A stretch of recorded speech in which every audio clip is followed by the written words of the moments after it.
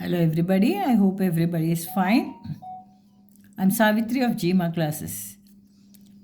Bacha, I request you to like, share and subscribe my channel GMA classes, GMA's classes. And all the videos are put in the playlist.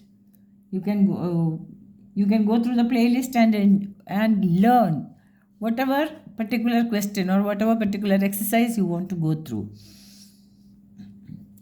अब मैं class 10 की mathematics का coordinate geometry chapter 7 कर रही थी अभी। अब exercise 7.2 का क्वेश्चन 3 और 4 की वीडियो में डाल चुकी हूँ। अब हम करेंगे क्वेश्चन 5। अब क्वेश्चन 5 में क्या है, ये सब क्वेश्चन सेक्शन फॉर्मूला के यूसेज पर बेस्ड है। क्वेश्चन 5 पर क्या है, find the ratio in which the line segment joining A1 minus 5 and B minus 4 5 is divided by the x-axis. Also find the coordinates of the point of division. तो इधर आपको दो चीज़ निकालना है, एक तो रेशियो निकालना है, यानी M1:M2 जो हम रेशियो यूज़ करते हैं वो निकालना है, एंड ऑल्सो उसके बाद वो जो पॉइंट डिवाइड कर रहे हैं उसके कोऑर्डिनेट्स भी निकालना है ना। अब इधर दो पॉइंट्स तो दिया हुआ है। This is exercise 7.2 question number 5।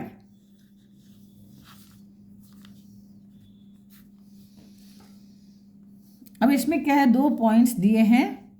Point A दिया है 1 - 5, ये कोऑर्डिनेट्स है।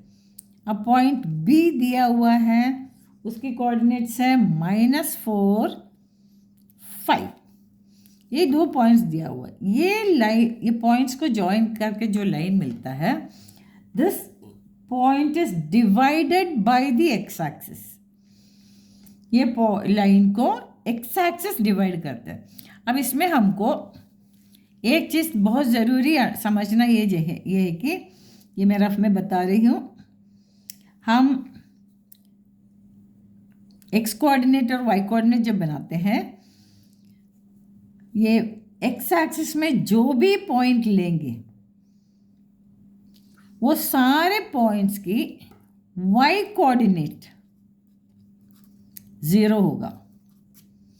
सिमिलरली वाई एक्सिस में जितना भी पॉइंट्स लेंगे उन सबके एक्स कोऑर्डिनेट 0 होगा, है ना। ये हमने पहले भी पढ़ा हुआ है। एक्स एक्सिस में जो भी पॉइंट है और एक्स एक्सिस पे जो पॉइंट कट करता है, जो लाइन कट करता है, उन सब का वाई कोऑर्डिनेट 0 होगा। वाई एक्सिस पे जो लाइन कट करता है उन सब का एक्स कोऑर्डिनेट 0 होगा। ये ध्यान में रखना चाहिए आपको। तो हमको ये जो ए बी लाइन है, सो उसमें एक्स एक्सिस इसको कट रहा है, एक्स एक्सिस कट रहा है, तो कौन सा रेशियो में कट रहा है, दिस इज व्हाट हमको पता करने की चीज़ है। तो हम ऐसे सोचते हैं, लेट द रेशियो बी,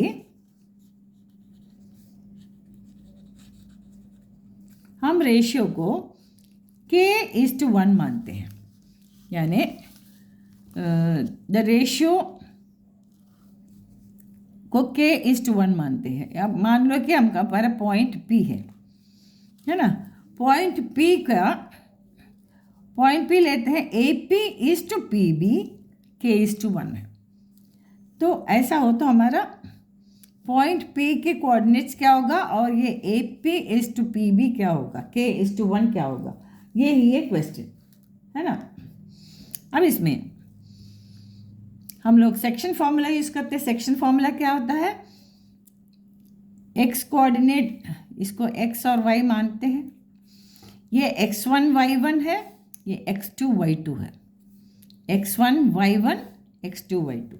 तो हमारा सेक्शन फॉर्मूला का x क्या होता है, m1 x2 plus m2 x1 upon m1 plus m2। ये m1 m2 रेशियो, इस जगह पर हम k:1 लिया है।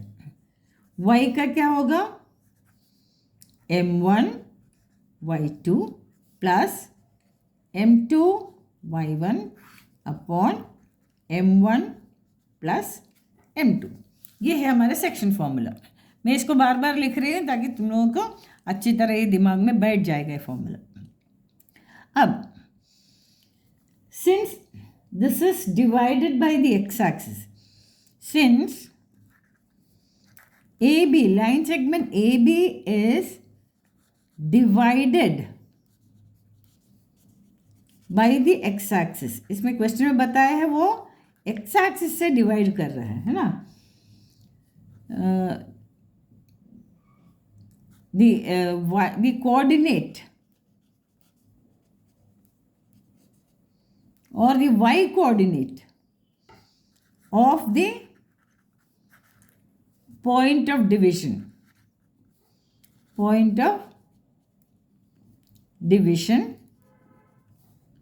will be 0। यही मैंने अभी बताया था। अगर line A B x axis से कट रहा है तो वाई कोऑर्डिनेट 0 होगा। कभी क्वेश्चन में वाई एक्सिस से कट रहा है बोलेंगे, वाई एक्सिस से कट रहा है तो एक्स कोऑर्डिनेट 0 होगा, ये ध्यान रखना चाहिए। तो हमको अभी k:1 निकालने के लिए देखो, हमको पता है y कोऑर्डिनेट 0 है ना। तो ये जो y है ये y 0 है, तो हम डायरेक्टली इसमें सब्सटीट्यूट करते हैं ताकि हमको डायरेक्टली वैल्यू मिल जाएगा। सो y की जगह y इज इक्वल टू क्या है, मैं दोबारा लिख रही हूँ m1 y2 plus m2 y1 upon m1 plus m2। अब y की जगह हम 0 लिख सकते हैं क्योंकि ये लाइन x एक्सिस से कट रहा है। ये line A B is divided by the x axis, so y coordinate y है 0 होगा। तो हमको इधर m1 की जगह है k y2 क्या है 5 k इंटू 5 प्लस m2 क्या है 1 k:1 हमारा रेशियो। सो ये m1 है ये m2 है। m1 की जगह हमने k लिख दिया, m2 की जगह पर 1 इंटू y1 क्या है -5 है ना, upon m1 plus m2 k plus 1। अभी क्या किया है ध्यान से सुन लीजिए, कुछ भी नहीं एक्स्ट्रा नहीं किया। m1 y2 plus m2 y1 upon m1 plus m2 को इसके साथ ये कोऑर्डिनेट्स के साथ कंपेयर किया। m1 और m2 क्या है रेशियो है k:1, so m1 is k m2 is 1 और y1 y2 वगैरह इस पॉइंट्स का है x1 y1 x2 y2, सो m1 y2 सो k into y2 k into 5 plus m2 की जगह 1 इंटू y1 की जगह -5 अपॉन k प्लस 5। अब इसमें देखो इधर 0 है, सो हम क्रॉस मल्टीप्लाई करेंगे, क्रॉस मल्टीप्लाइंग हम क्रॉस मल्टीप्लाई करेंगे तो क्या होगा 0 into k plus 1 that is equal to 0 only. This will imply और क्रॉस मल्टीप्लाई हमको क्या मिलेगा 0 into k plus 1 that is 0 only is equal to 5k plus और minus is -5। So this will imply हमको क्या मिला 5k इज इक्वल टू ये -5 को इधर लाएंगे तो हमको +5 हो जाएगा। So 5k is equal to 5, therefore k is equal to 5, ये 5 उधर जाएगा 5/5 that's equal to 1।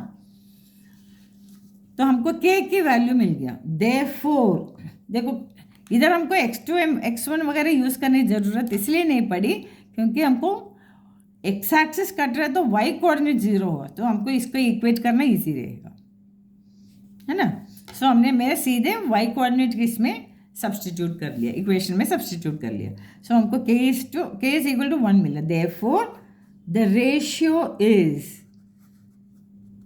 Ratio is क्या होगा k:1, k की जगह 1:1। अब 1:1 का मतलब क्या है, ये भी पार्ट 1 पार्ट है ये भी 1 पार्ट है, that means this P will be a midpoint. Therefore, P is the midpoint. क्योंकि दोनों इक्वल पार्ट में कट करते हैं, 1:1 रेशियो में कटते हैं. So it will be midpoint of AB. अगर रेशियो 1:1 मिल गया, दैट मीन्स ये P जो है वो midpoint of A B होगा. मिड पॉइंट निकालना बहुत ईजी है. देयरफॉर मिड पॉइंट कैसे निकालते हैं? x1 plus x2/2 and y1 plus y2/2. So x1 plus x2, x1 is 1, x2 is -4. So 1 plus -4 upon 2 and y1 की जगह -5 plus y2 की जगह 5 upon 2. अब ये क्या हो गया? 1 plus of -4 is -3/2, comma -5 plus 5 is 0. 0/2 is 0. Are the -3/2, 0 are the coordinates of P. तो हमको दो चीज़ बताया है, एक तो रेशियो निकालने का है, एक तो P की कोऑर्डिनेट्स निकालना. P is the dividing point. तो हमने ये सेक्शन फॉर्मूला यूज करके हमने 0 = k × 5 + 1 × -5 अपॉन k + 1 मिला. इसको क्रॉस मल्टीप्लाई किया तो हमको क्या मिला? 0 = 5k - 1. सो 5k = ये -5 को 0 के साथ लाया तो 5. सो k = 1 मिला. तो हमारा रेशियो क्या था? क्या सपोज किया था? k is to 1. तो हमको इधर क्या मिला? k की जगह पर 1 डाल सकते क्योंकि 1 मिल गया. So therefore the ratio is 1:1. उसका मतलब P is the mid point of 0, क्योंकि ये भी 1 पार्ट है, ये भी 1 पार्ट है. दैट मीन्स ये जो पॉइंट P है वो मिडिल पॉइंट है. अब मिडिल पॉइंट का फॉर्मूला क्या होता है? x1 + x2/2 y1 + y2/2. सो x1 y1 x2 y2 हमको इधर पता है. सो सब्सटीट्यूट किया वैल्यू को, फिर हमको मिला -3/2. 0 are the coordinates of P. सबको समझ में आ गए होंगे. अगर किसी को कभी भी कोई डाउट हो, मैंने पहले भी बता दिया है कि आप लोग कभी भी कमेंट बॉक्स में डालकर क्वेश्चन पूछ सकते हैं. अगर कोई दोबारा एक्सप्लेनेशन चाहते हैं तो that also I will do. अब